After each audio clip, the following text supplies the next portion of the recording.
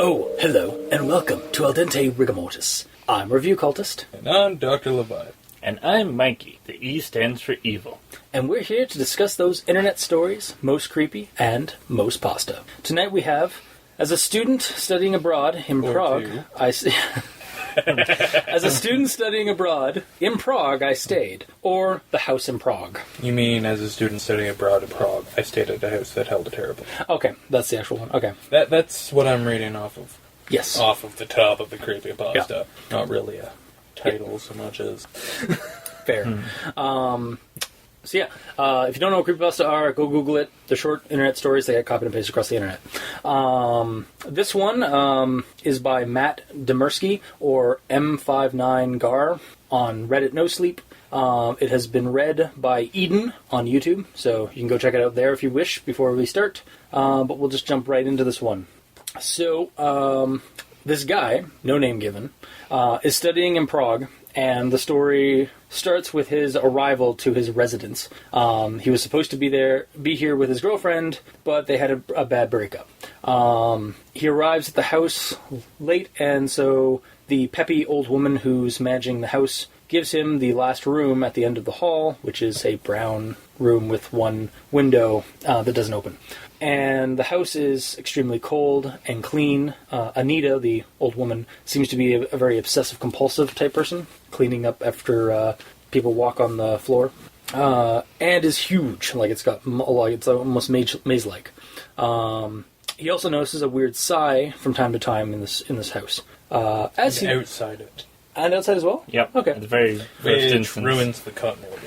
Yeah, I guess so. Get it at the end. Yeah. As he lives here, meeting the other tenants and such, he learns Anita had a husband, Rosta, who had some scandals and died. However, he discovers through some of the locals, or the person living in the house that talked to locals, that Rosta did not die but went missing.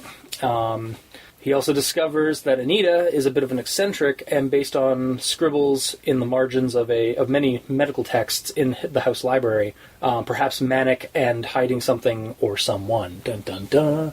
So he kind of becomes, over the next couple of months, he becomes very obsessed with trying to map out the house and see where Anita has hidden Rosta in the building. He discovers odd tubing in the walls and devices in closet spaces, such as like a separate air filtration system, other than the really cold air system they have in the house already. And eventually, as the months go on and his investigation goes, and looking over the maps he's created, it finally clicks to him what's going on, and he goes to confront Anita. Anita has taken her husband and made him the house, spreading his parts throughout and keeping him alive through some crazy medical mad science. The tubing was like arteries, and the air system was actually his lungs, and his head is in a cubby in her room. She won't stop him from calling the police, but offers to teach him the process, and says she's arranged for his ex to come to the house next semester, so that he might do the same thing to her, someone he loves, but doesn't want to lose, the same way that Anita did to Rosta. So we are left with a dreadful prospect that is this horrific project going to continue anew with our narrator? He likes to think that he didn't touch the book, but it's insinuated that he probably is going to end up doing. And that's where it ends. So, do you guys want to do your thoughts first, or it's a whole lot of no's? Okay.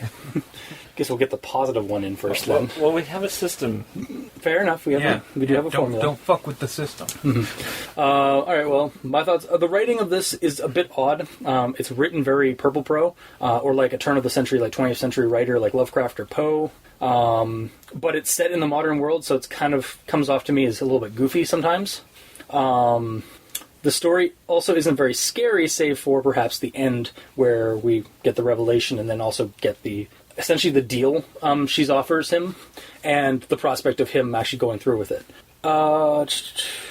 The story has this strange or maybe just fancy way of writing style, like I said.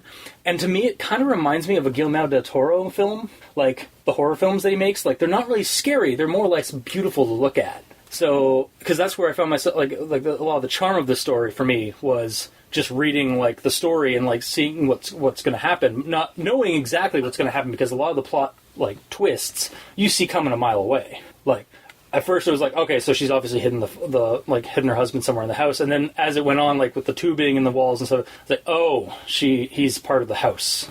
I saw a pretty long way, but at the same time, like the writing was I liked the writing enough to like just keep reading it, and to see where he was going to go with the ride. For that, yeah, like I said, I found it charming. At best, it's an eerie atmosphere of the story, but mainly it's just kind of like a mystery, but we already know the mystery, because it's not very... The story, like the mystery here isn't really well hidden, like it's more or less like the characters going through the mystery it's not even that it's not well hidden, it's that it's not attempted to be hidden. Yeah. Like, in order for it to be a mystery, you would have to have more than one suspect. Yeah. It's never hinted at that it's not her. Yeah, exactly. Like it's and again, like it comes back to like I have the same I had the same kind of feeling when I was watching Crimson Peak, because it was like, we know who the killers are. Like, we know what's going on because they're showing us what's going on. We're never given anything different. But I mean, isn't this look kind of cool and gothic and pretty? That's the kind of the vibe I was getting off of this story. There are some issues, of course, with the plot. Who is this guy? I really want a name. Like, and there's, especially since it would have been very easy to add his name when Anita meets him for the first time and like looking up the registry. Oh, you must be blank Andre, yeah. Or fucking exactly, yeah. Like that would have been nice. Is this guy? I'm assuming this guy's a medical student, even though like we're told that he's just studied abroad, but. And he like looked at some. Well, we looked at some. He looked like the only hint we really get is that he looked at some medical. That is one. But honestly, it is. Honestly, like the way it's written and the way, because it's meant to be like that he's writing the story. It's like perhaps he's a historical writer or somewhere because of the story's styling. Could be a film. That too, yeah. Could also be a film major. Maybe. But we're never get. Yeah, it's just he doesn't. We don't get a whole lot of information about the protagonist. About him at all. Yeah, aside from his he can't get over his ex. Exactly. And that's about it. That's the focal point. Is the worst thing in this story, because it's brought up over and over again. Yeah. Mm-hmm. Melodramatically. And there's no reason for it. Yeah. But it's continuously brought up, and it's the only thing that there is no reason for until you get to the end, and then you're like, oh, that's why it was brought up all the fucking time. Yeah. Whereas if they had to drop more information about him, like, you know, maybe he was studying music, maybe he fucking plays the clarinet, and, you know, like, just something. Some more information about our character. Like, again, like he's not even treated like. Then when you're dropping the information that is integral to your big twist, yeah, it's hidden amongst all of these other little, you know, character building things. Yeah. So it's like, oh, okay. You don't necessarily think, gee, how is this going to fit into the end? Because it's the only place for it to fit. Yeah. Also, actually, right after that, why does Anita know about the breakup and like calling it like the ex-girlfriend? Like, because they were planned to. Okay, I guess that is mentioned at the beginning. And because he gets the last room, apparently they were scheduled to stay there in the same room. Okay. Theoretically, yeah. I mean, yes, it's not explained. Again, but I'm now inferring. Yeah, but there is something mentioned at the beginning. Yeah, that's true. But yeah. Yeah, and then also, yeah, why did she invite her to Prague specifically to do this?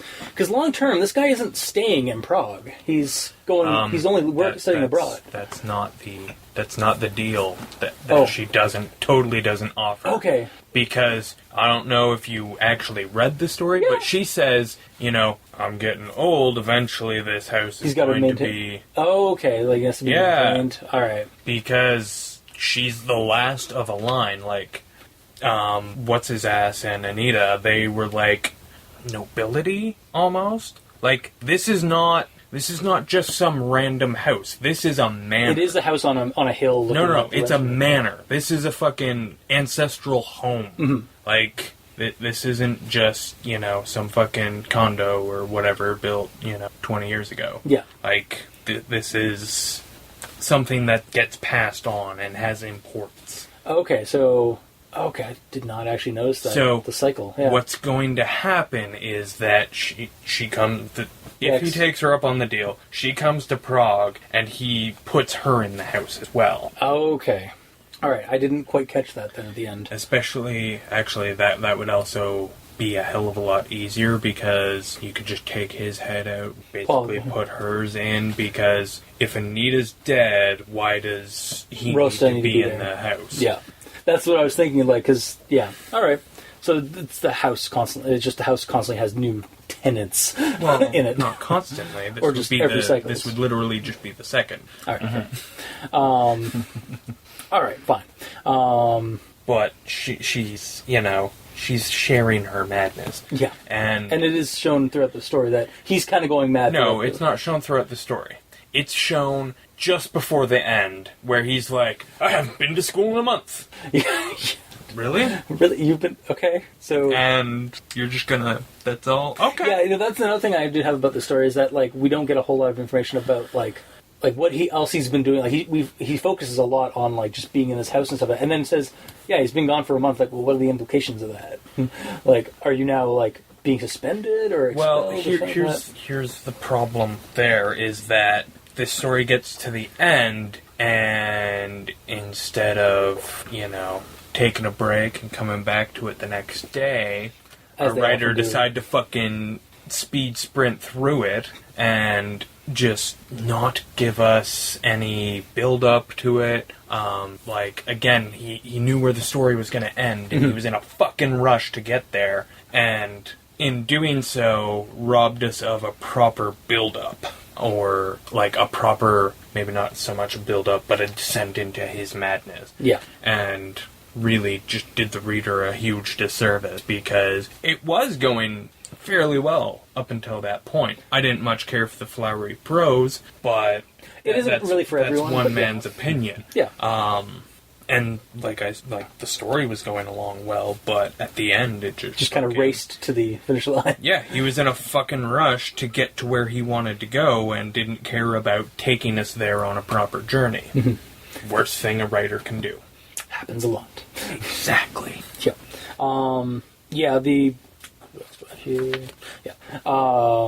Honestly, aside from that, again, I found, when I was reading it, at first I was like, okay, this is really kind of silly sounding, because it's the modern stuff, with this, very, older way of writing it. And again, it reminded me of, Lovecraft's Cool Air story, or even the Telltale Heart kind of thing from Poe, just in a modern setting. And so, but it was, for some reason, it was, not creepy or anything like that, maybe eerie at best, and just... But it kind of won me over, because I wanted to, keep reading, because it was kind of humorous, almost. Not what the guy was probably going for, but, that's really all I got, aside from a semi-cool dark ending. Not very scary. Yeah, no, it definitely wasn't scary, but... And there was, I don't think that was... The intention? Yeah, that was never the point. It was really just supposed to be creepy. Yeah. However, that, again, that's another problem that I think could have been solved in this story. It could have been passed off as a ghost story, a haunted house story. Yeah. Could have, gone that route, and then, bam, here's your twist ending, as opposed to, it's a... mad science project. No, because it's not even that at the point, throughout the story. Yeah. It's just, there's something weird. It's a mundane, pedestrian, what's the word I'm looking for here? Mystery. Yeah, I couldn't find mystery. Fuck you. It's a mundane mystery. There's nothing weird about it except for, fiber optic cables? Yeah. 'Cause that's what I saw them as. And, yeah, after that, it's just, it's a mundane story. And then, suddenly, nope, it's mad science. It would have... I don't know, I think it would have gone better if it had been a bait and switch, playing it off as... Because it almost seems like he was trying to play it off as a haunted house with the size. Mm-hmm. But he didn't do anything with it. He Until just the very mentioned end. them. And then he mentions, like, offhand, it's like, the size weren't size, they Well, were just distinct growing. No, they were sized. Yeah. Okay, yeah, fair enough, yeah. But he didn't do anything with them in the moments. Yeah. Cause He didn't look for them after, like, when they Well, popped it's up. not even that. It's that he didn't make them creepy. They were just something that happened. Yeah. Something that was easily dismissed by both the narrator and the reader. Yeah. It's like, oh, gee, it's odd. You know, it's an old house. There are drafts. Yeah, like, But if especially he had have gone deeper and tried to make it seem like it, oh yeah, no, this is totally a haunted house. He's dead and he's haunting the house. And then you find out that no, he's alive and he is the house. part of the house. Yeah. And oh shit, that's creepy as fuck. You know, Yeah.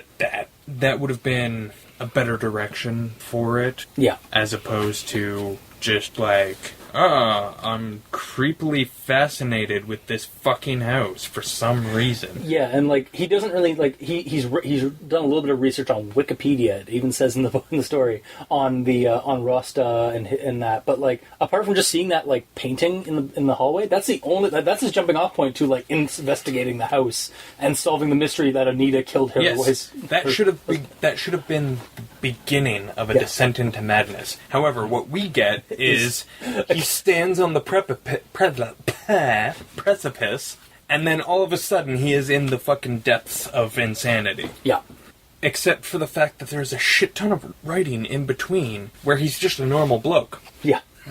Just casually like checking out the house. Yeah. And talking to other people in the house. Yeah. Because why isn't anybody else? And he like, never fucking leaves the house. Yeah.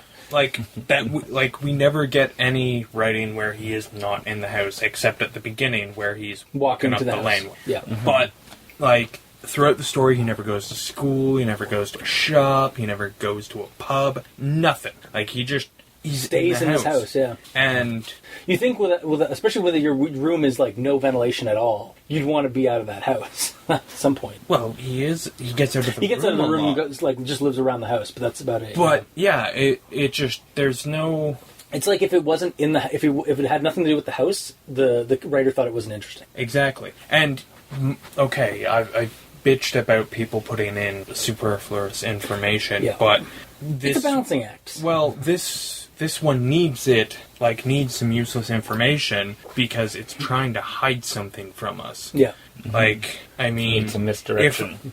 If I've got something to hide from you and I have like an empty room and I put it on the floor and put a blanket over it, you're gonna find it. Yeah. No problem. However, if I fill that room with furniture and pillows and fucking random shit, any of one of these pillows. it could be anything. Yeah. Like it could be anywhere. You would never find it. And then, but yeah, it's just, you know. Again, it's. Oh, me and my girlfriend broke up. And then I'm not going to talk about it again until I do. Until I need to. And it has nothing to do with the story. No one's ever going to, you know, like, I'm not going to confide in one of my housemates. Yeah. I'm not going even to... specifically says that. Like, he's like, he only told as much as he would allow, he was, like, he wanted to his tenants. Exactly. Like, he should have... It should have been part of the story, or there should have been more shit that... Like, we should have gotten to know maybe a little bit more about these other people that are living in the house, because he uses one of them as a plot device to just cause mess. I don't want to hear about 12 people's fucking life Okay, stories. fair enough, But there should have been...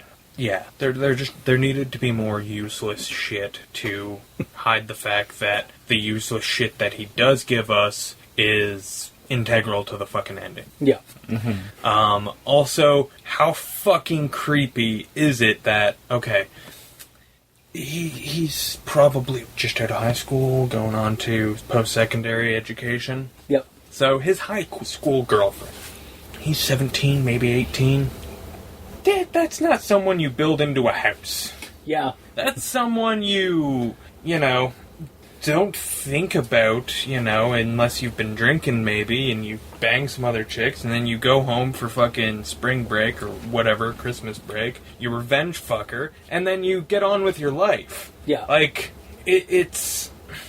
I don't know. It just reads as really...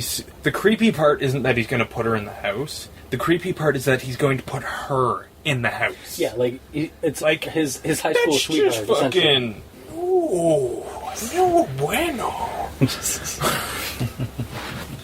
Like, Wait till you, They're- wait till they're you not- find somebody, fall in love with them, and then put them, like, and know that that's going to be the person that you want to live with the rest of your Yeah, life, I and then mean, put them in the house. at least when Anita did it, it was her husband, and Of a you couple know of he years, was you know, stepping out on her and shit. Like that's I'm not going to say he didn't deserve it, but he kind of deserved it.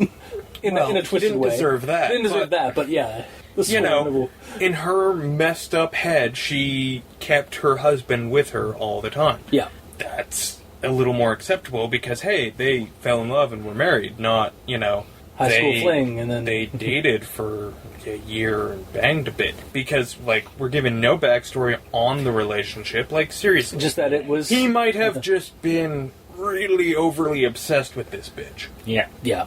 Yeah. No, exactly. And it's just, yeah, it comes off... Again, not creepy that he's going to put her in the house, but creepy that he's going to put her in the house. Fair enough. Mikey? You're up. Sorry, E stands for evil. Yeah, I really didn't like this one to begin with because of how the author decided to paint the picture, even with the first paragraph. Like, the first sentence is, as I stood at the base of the long lane beneath, staring up at my destination, I suppose my perceptions of that house were being colored by my recent breakup. And you're left to wonder, like, I'm at the base beneath what? Yeah.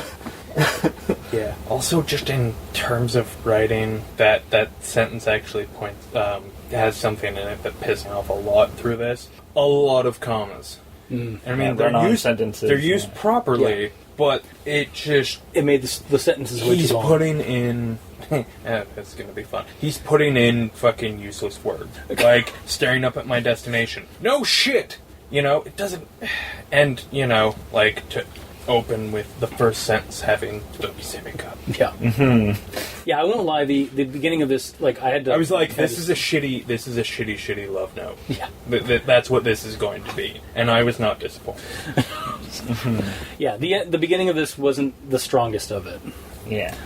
And I found the painting of the picture of him, well, him between the house... Traveling through that was just painful to read. Like, for instance, in the first... Well, just back to the first paragraph, he talks about the lane up to the house, and then that at the end of the paragraph, he talks about it being an alley. Yeah. Now, they can be used sort of synonymous, but when I think lane, I think more of a driveway, laneway, whereas an alley, I think more of a back between two buildings. So there's that subtlety that's like, okay, well, what picture are you painting here? Fair.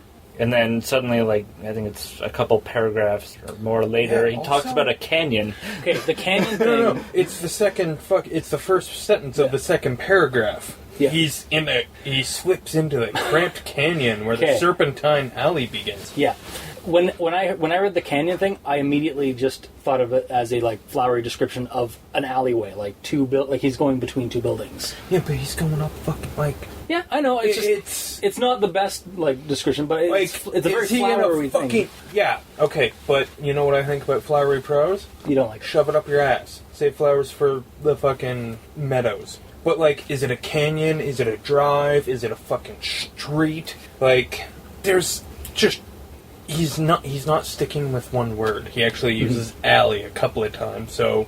But he's using two very different descriptions of a path. Mm-hmm. One is, you know, something that is, you know, in a crevasse, and another is something that is, you know, fucking through a yard. Yeah. With, you know, maybe a tree fountain. Mm-hmm. I don't fucking know. But it's not at the bottom of a fucking crevasse.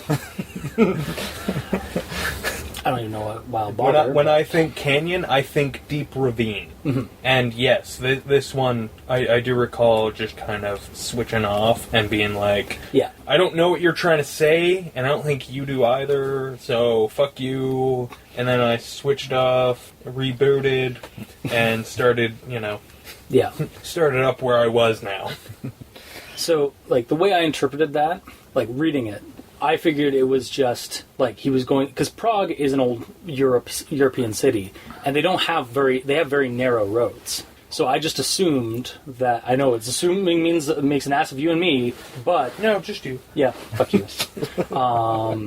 I just assumed that it was him going through, like, several, like, streets, like, some of these narrow streets to get to this house. And that would have been fine. Yeah. But he should have said that the buildings were looming in, making it He feel uses like the canyon. No, he says canyon. Mm-hmm. You're not listening to my whole thing. All right. What he should have said was the buildings were, looming in on me, making me feel like I was walking through a ravine. All right, fair like enough. a canyon. Made a little bit more... explain your metaphor. You can't just, Drop a metaphor. It's a canyon.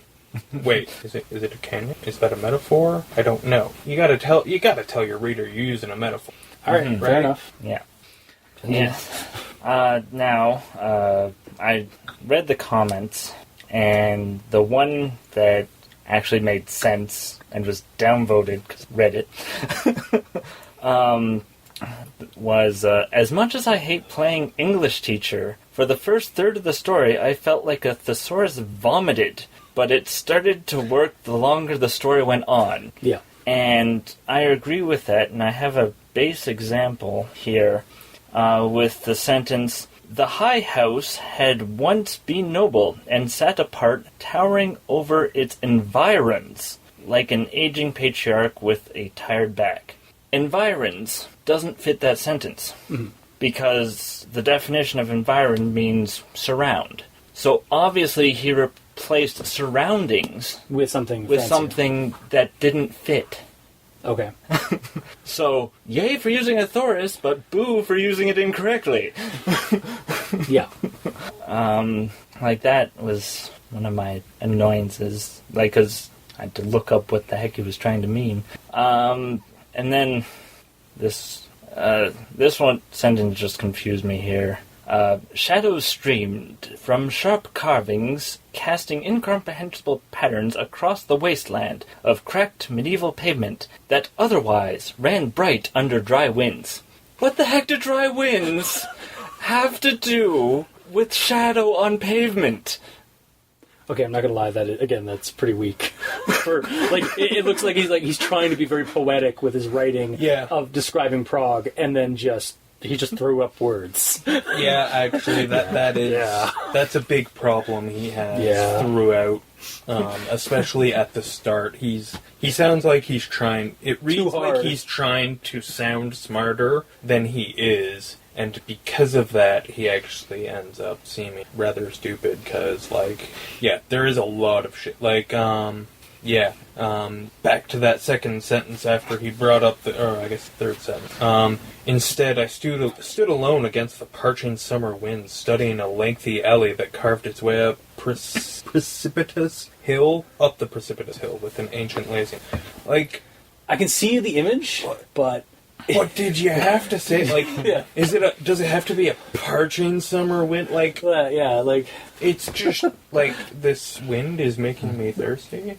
I didn't realize it was carrying pretzel. He's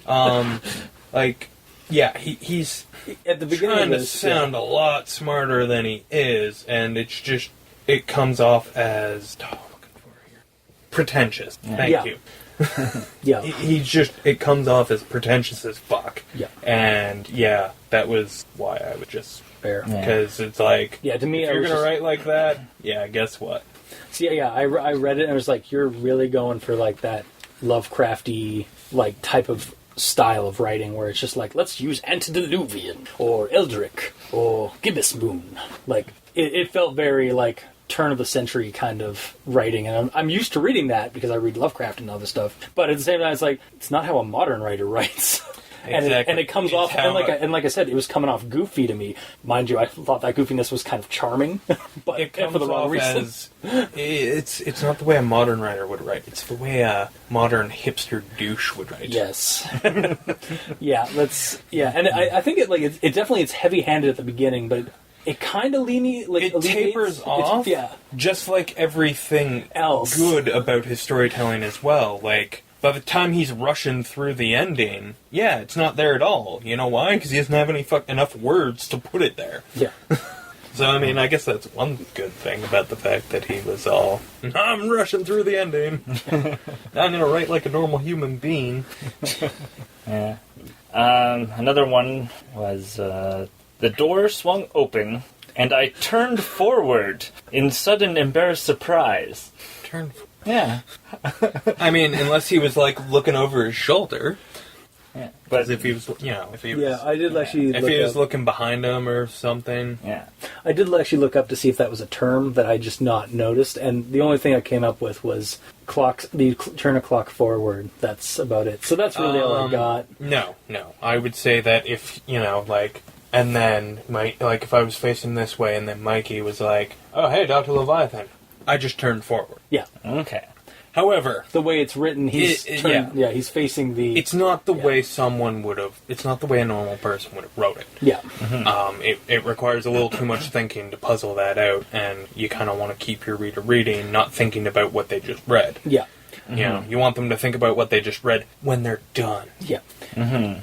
Yes, and the description of the lady of the house, her blue eyes still shined with particular energy. And whenever that was like, which particular type of energy are we talking about here? Are you really? That's a little nitpicky. And then I looked up, and particular can mean great. So with great energy. Yeah. And then later, when describing a picture, it says she stood with her husband smiling with that same particular brightness. Yeah. So her eyes were shining in the photograph. It's called... Yeah, it's... Well, no, it was a photo. Yeah. Online. Okay. But it just... I just... I understand. You're a little nitpicking. You're nitpicking right now. I was willing to let it go with the lane in the alleyway and the turning forward, but that's a little nitpicky. Also, early on in the story, he makes a point of mentioning the fact that she's always dressed the same. Yeah. Mm-hmm. But we never get a reason. Mm-hmm. No. The best we get is she must be stuck in her ways kind of thing, but that's... What? Okay. Yeah, it doesn't add anything to the story. It's the one useless piece of information, but it doesn't hide the mystery. All it does is create a new one of what is this here? Yeah. Go away now. Yeah. And then it does, because it just disappears and never gets mentioned again. Okay. Alright. And onward to some physics. The chill deepened as we climbed. This is while he's climbing a staircase. Hot air goes up, is it? Yeah, hot air goes up. Cold air goes down. Yeah. So the chill shouldn't be getting colder as you go up. Unless the air conditioners are upstairs and going down. It would still yeah, go but down. the source would be upstairs, so you're getting you're getting closer to the source of the cold air. This is an old manor That has been retrofitted. It mentions it in the story. Okay, my house, a lot of the air goes up, yet in the stairway, it's still cooler downstairs. It's not accurate. Yeah. I would usually be on your side with that one, except for the last couple of days now. At my own house, we've had our AC, which is up at on our top level, blasting, and it's actually been colder upstairs than it has ever been downstairs. And so when you go, when I went from the basement to the second level, you feel that cold air, that cold air in the the chill in the air. You feel it going up the stairs. So. Not saying you're wrong, because, again, I know that hot air goes up rather than cold air goes down. But, I'm just offering, the source could be up on the second level, but... Alright. Well, and here's another nitpick. The room itself was plain, Spartan, and serviceable. Ugh, I hate it when rooms are infested with one Spartan. That's a word. Yeah, that is actually a word for Spartan. Yeah, that's a nitpick as fuck, because I love that word. Yeah. I never get to use it because look how I live, but... Yeah, Spartan is actually a word that's used to describe a very bare bones, utilitarian use room. Okay. Well, when I looked up the definition for Spartan, it just said someone from Sparta. Yeah, that's where it originated. You didn't look at the second definition. Yeah. You looked at the first definition, then you stopped looking. No, there's two definitions. They both seemed very similar. Okay, well, the other definition of Spartan is sparse. Yeah. In fact, I don't know exactly, but it kind of sounds like that might be the root of the word sparse. It's very possible.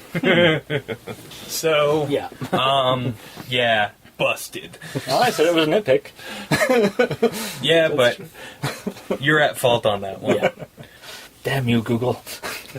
There's your problem, right there. Yeah. See, at least when I looked up like Purple Pro, I mean, and stuff, at least I use Wikipedia. I used the thesaurus and dictionary.com. Alright. I just use the expansive vocabulary. I like to know what the meaning of this are sometimes that I don't know. Yeah. Which is why I have an expansive vocabulary. Me too. Nope. Up top. Nope. For expansive vocabulary. Because you expanded yours. No, you don't know what Spartan means. All right.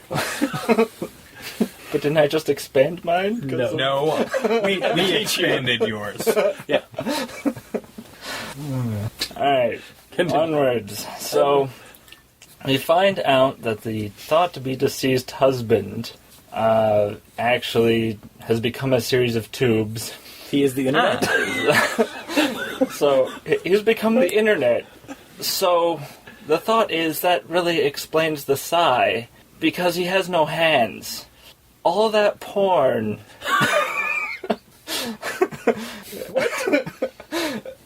Yeah, I don't know what point you're making It's here. the internet, right? So, the internet is full of porn. And he can't touch himself anymore because he has no hands. He doesn't have a penis either. Unless she's put it somewhere. Don't even want to know. So it's a sigh of relief when she touches him. I think it's more like that sigh I just gave, where it's just like exasperated. It's just like, God damn it. Mikey and another one of his ridiculous, like, it's not aliens, guys. Well, and going to the size, it would have almost been a good explanation that, oh, it's actually a human being sighing because they're part of the house. Yeah. Except for the fact that the first sigh, he's standing at the front door. Yeah. And he looks behind him. Yeah. Where the sigh originated Outside, from. yeah.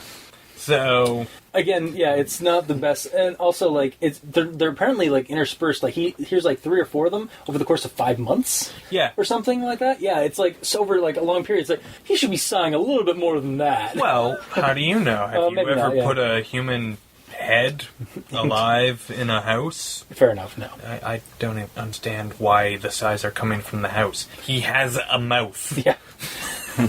Unless, Yeah. it's actually His just vocal flatulence. Yeah.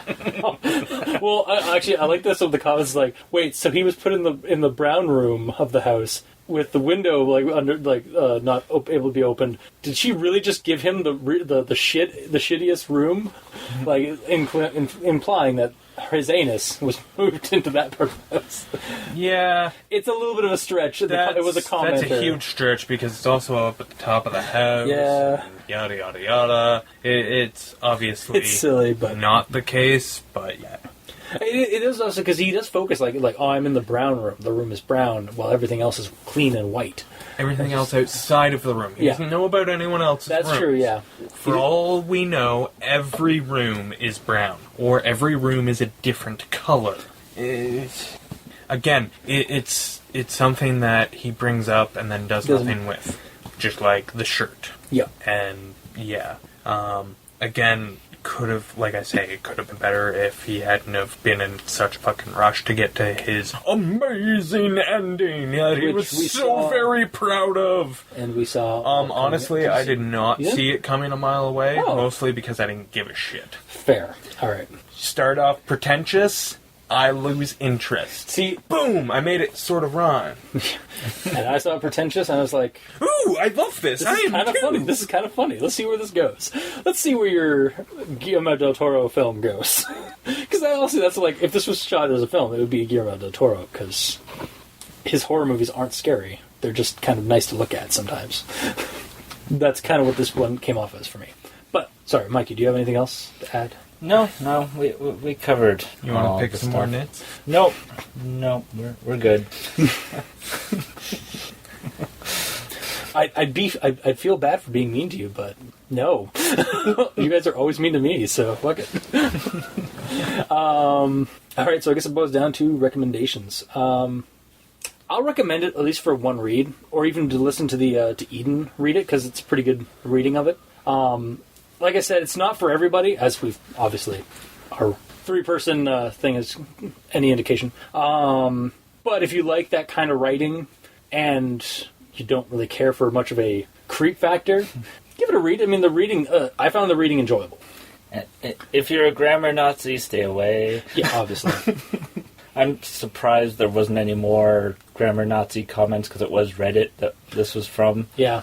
It seems a lot of people were on this guy's dick. Yeah. Yeah. People are all over this guy's dick in the common way. Yeah. I genuinely don't know if I recommend it. Like, it wasn't the...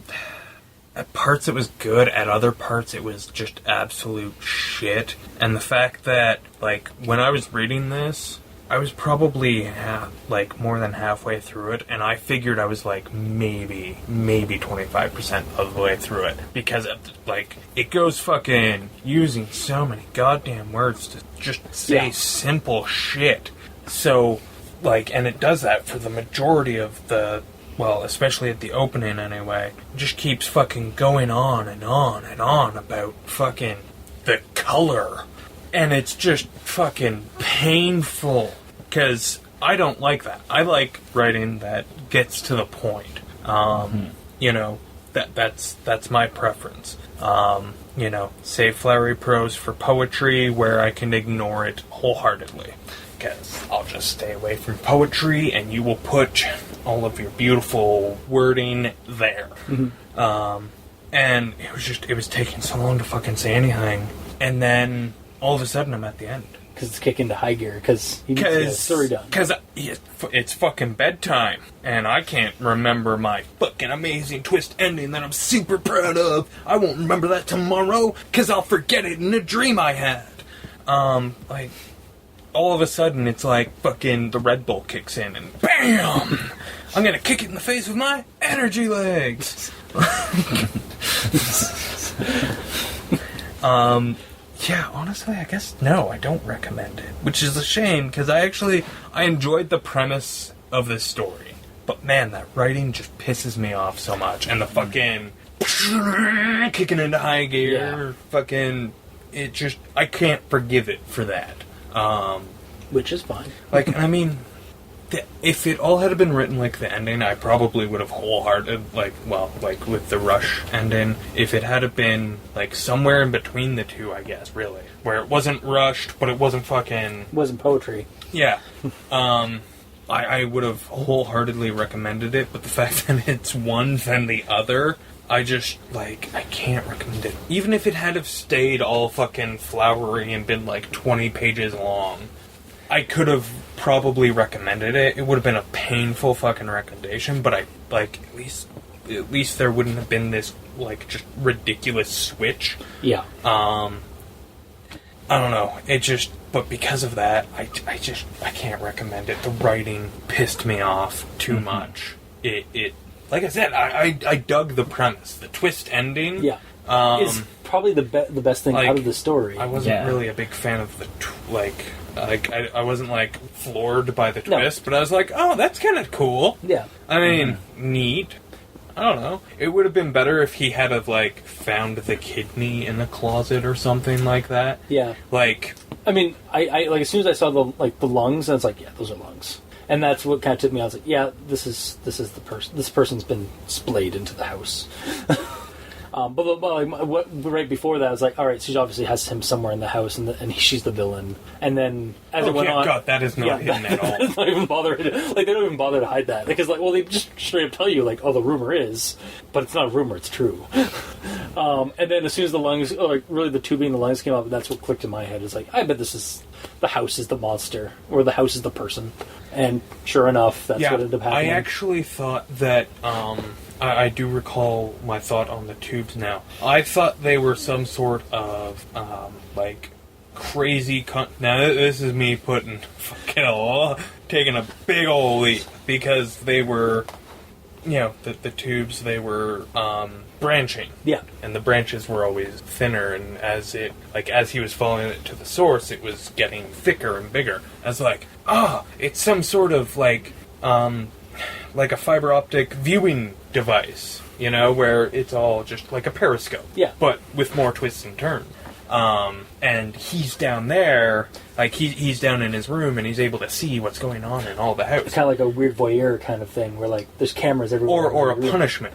Yeah, where he can see, but he can. Yeah, he can see, but he's like locked in a room, and like I don't know, she feeds him with a fucking dumbwaiter, and that's what the cupboard was in her room. Like, I definitely went in a very different direction now that I actually remember what it was. But yeah, I wasn't disappointed by the head in a cupboard, but yeah. Yeah, like, I mean, even though I saw it coming, I was kind of expecting, like, the tenants to have some kind of a play on it, like, to have, like, maybe, like, the house is feeding off of the tenants or the roommates. Well, to have people visit the house, and for him to be the only one who's found all this stuff out. Yeah. I was thinking that also, that was also bringing up, because it was bringing up a... Like, she takes on these boarders, it seems, every year, right? Yeah, every semester. Yeah. Like, she takes on... students living in the house, and he's the only one who's like in the years that he's been missing. Yeah, he's the only one that's looked into it. Yeah, and found anything. And she's not. And actually, I was actually kind of surprised that she that it didn't. I mean, it does kind of lend itself to like, oh, he was just rushing to get done. But I was like surprised that her reaction was like, okay, yeah, you can call the cops. Or I can teach you. I dug that because she was always a little off. Yeah, it's true. So. Like, it definitely played to her character. I was for some reason I was expecting her to like the reveal and then him to get whacked off and like taken somewhere and then like, all right, I'm gonna turn you into the house now. And how would he have written? I don't know. It's one of those. He wrote it through the fucking telephone wires. Yeah. Turns out he was using 2 pencils in his mouth and typing on a keyboard. But yeah, the ending definitely was the strongest suit. It just getting there. Even though I enjoyed the read, I can understand, it did rushed. The beginning wasn't very good, but I'd still recommend it at least for one read. So, Well, the issue is that you read something for the journey, and you didn't like the journey. I did not like the journey with all the grammar issues and the incorrect use of thesaurus that he didn't know, like Spartan. Yeah. Again, I know it's not like that kind of writing is also for everybody. Like, well, and there's a better way to do it. Like, I've read stuff it's not that I hate that I can't enjoy that kind of writing because I've read lots of Lovecraft. I've read a little bit of Poe, even Dickens. Like, I can read it, but the story still has to be good. Yeah. And at the end of the day, this one just wasn't good to me. Yeah. It is going to boil down to preference. Yeah, it wasn't written well. Especially with the fact that it couldn't stick to its thing. Yeah. Because one thing about Lovecraft or Poe, they write like that in every fucking... Well, and in every story. Because, this guy is writing like that, and then all of a sudden he ain't. Like, I don't know if the drugs wore off, I don't know if he took a break and went back to it and just had to finish, or if it was his bedtime and he just had to get it written. Yeah. Regardless, what he should have done is taken more time to write the story. Yeah. And... honestly, this goes back to my big piss-off. He should have edited. He should have proofread that, realized, oh man, I am not perfect. This is a huge fucking shift. Alright, I'm going to rewrite it. Yeah. Would have fixed the problem. I mean, would have fixed one.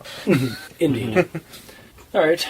Well, I guess that's it, right? Nothing else from you guys? Nothing else from me? Mikey has something recommended? Yeah, not recommended. I assume. I took too long finally getting out my recommendation. Yeah, it was a pain to read. In the story's defense, my non-recommendation is only barely a non-recommendation. Yeah. I was close to almost maybe recommending it to some people. But yeah, and mine, I guess, could be a recommendation conditionally if you like reading that kind of writing. Because, again, when I first read it, I was like, ugh. And then I was like, eh. let's see where it goes. And then it was like, this isn't so bad. This is actually kind of humorous in its own little way. And I really feel sorry for the dude in the comments section who this is his favorite author, period. I'm like, wow, you need to, I don't know, read something more than... It definitely is one of the better creepypastas. You need to read something better than the National Enquirer. Read a book. But, alright, so... Even time. Alright, so that was this week's episode. If you like what you heard, if you're disgusted by the fact that we've ripped into your favorite author's book, or story, sorry, by all means, send us hate mail, send us evil comments, or send us praise, or comments, or just send us comments, whatever. You can send them in the comment section below where this gets posted. Acknowledge our existence. Leave a comment in the comment section below wherever this gets posted, whether it be on Kiwi6, Facebook, YouTube, Tumblr. Me and Dr. Leviathan are on Twitter at Dr. Leviathan and Review Cultist. You can also leave us a review on iTunes. Every little bit helps. Let us know how we're doing. Also rate us on iTunes. That would be cool. See how we're doing. Also, you can send us an email at aldenterigamortis@gmail.com. That's ALDENTERIGAMORTIS@gmail.com, where you can also send us suggestions for other creepypastas you'd like us to discuss on the show. And if you would like, you can donate. Go to crazonstudios.tumblr.com, where you can check out each title card for each episode, and on the side there's a little donate button. So, until next time, I have been your host, Review Cultist. I'm still Dr. Leviathan. And I'm Mikey. The E stands for evil. And this has been Al Dente Rigamortis. Sleep well.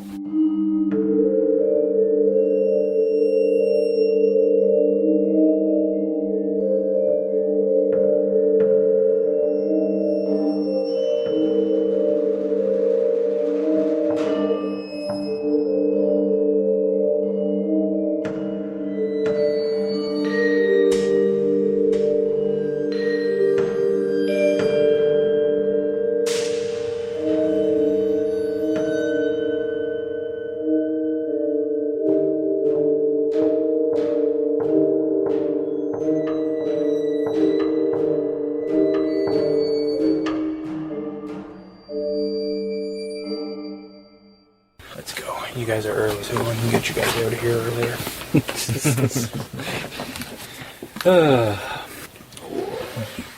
Need coffee. Alright. I can get this on big screen. Big screen. Big screen. Big screen. Big screen. Big screen.